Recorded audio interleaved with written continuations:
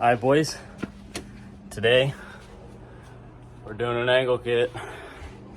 We're going to be doing, I don't know how to pronounce it, so I'm probably about to butcher this, the scotidi kit. From what I've seen, you have to cut a little bit of your spring perch, actually a lot of bit of your spring perch off the front, and then everything else bolts right up. So I'm gonna fuck around, find out, and you're gonna fuck around, find out with me. All right, step one, be safe. Use jack stands. You can leave your jacks as an extra safety. And don't scratch your car. Leave that a little bit away. All right, for comparison, this is gonna be stock angle. Got my key. Oh, there we go in the ignition. I'm gonna put her all the way to the left. This right here is factory angle. It's enough to get by, but it's not great. So we're gonna put this back about in the center. Take your key out of the ignition. Lock your steering wheel. So that way, whenever you go to align this afterwards, your steering wheel is like somewhere in the middle. You know what I mean? All right, step one, you're gonna take your wheel off. All right, now that you got your wheels off, as you can see, this beautiful hunk of shit right here, there are two bolts holding on your coilover. You're gonna take this 21 millimeter off, and you're gonna take off this 24 millimeter. The nut is a 24, the bolt is a 21. You're gonna take both of those off, and then actually mainly taking the top one off because it makes it easy to get to the bolt that holds on your caliper.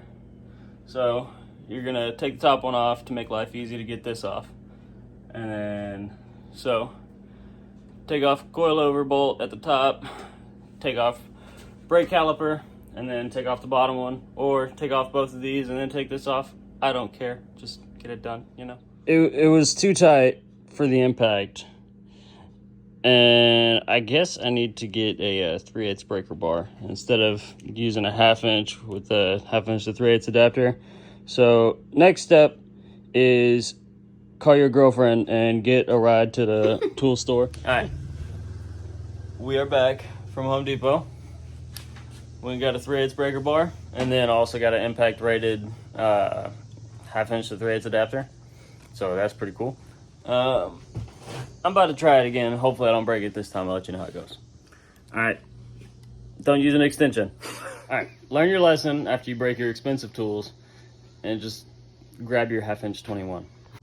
Now that you learn your lesson and use the proper tools for the job, these should be loose enough to get with an impact now. So then you zip them out and get her done. All right, now that you have the brake caliper off, you need to, the bolts for the coilover are already loose. Brake caliper's off. Loosen the 24 millimeter bolt or nut that is on the ball joint, and then I believe it's an 18 for your tie rod, and then beat them off with a hammer. But do not beat the threads. I'll show you, 1 second. You beat on the knuckle right here, and then you beat on the knuckle, if I can get my finger in there. You beat on the knuckle right over here, but from this side, or you beat on your lower control arm, one of the two. But don't ever beat on your threads or on the nut. All right, now that you learned how to beat off, you're gonna take this. There's a 21 millimeter bolt that's right behind this, and then there's a 24 millimeter nut on this side holding it on. You're gonna take the 24 millimeter nut off, and then you're gonna do the same thing on this other bolt. All right, god damn it, hang on. So this is the 21 millimeter bolt, 24 millimeter nut, 21 millimeter bolt, 24 millimeter nut, and then you're gonna take this off, and then you're gonna have to reach around back here. I think this is a 15 back here, so it's underneath your subframe, straight back, long ass bolt, right?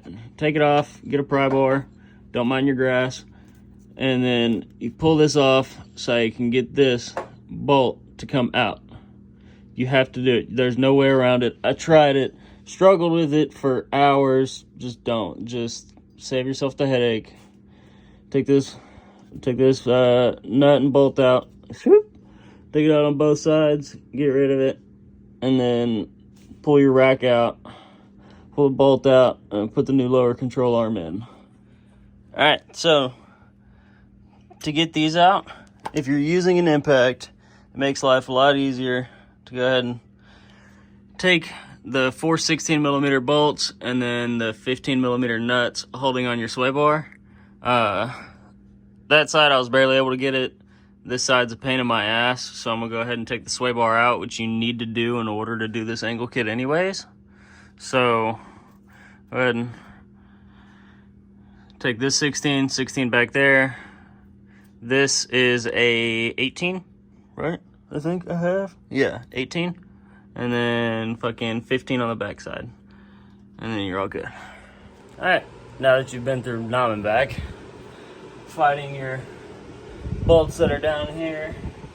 By the way, I would suggest doing the one in the back first. I fought it for like 2.5 hours. So you get those two on, tighten them up nice and good, and then you get ready to put your spindle adapter on, and we'll see how it goes. I forgot, after you get your lower control arm on right here, first of all, you got to cut your spring perch off of your stock K member. You got to do that, and also you got to take out the rivets for your dust shield, and then you got to grind off the little tab, the little ear where the knuckle goes. I mean, not the knuckle, the tie rod goes. So that way, whenever you put, actually, sorry, that's the wrong way. What a dummy. All right, so you can get this guy on there. You see what I mean? Just got to get it to clear, and then you'll be met. What a cutie pie.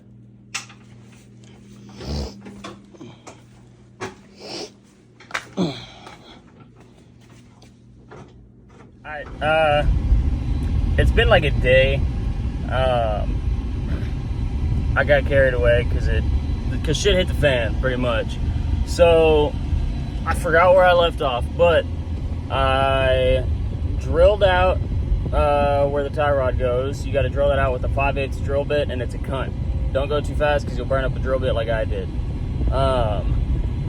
After that, I realized that they sent me a 5-inch bolt that goes where the ball joint's supposed to go. They sent me a 5-inch bolt instead of a 5.5-inch bolt like it's advertised. So I went to Tractor Supply and found a 6-inch bolt because I couldn't find a 5.5. So I'm gonna make that work. And then now I'm headed back to Tractor Supply because I lost the nuts for this little guy. So yeah, I'm gonna go do that.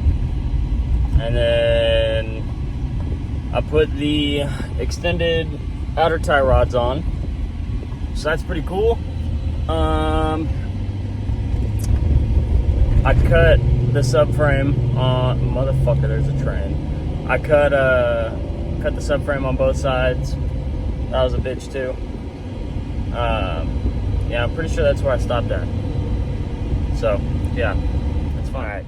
So, after a long day of fuckery and losing bolts and shit, I'm to the point to where everything's going back together. I'm gonna flip the camera around and kind of show you everything, tell you what you need to torque it to, and what I did because I lost my shit. All right, so I put the extended outer tie rods on, bolted this up, torqued these. It says 100 foot-pounds. I torqued them to 110.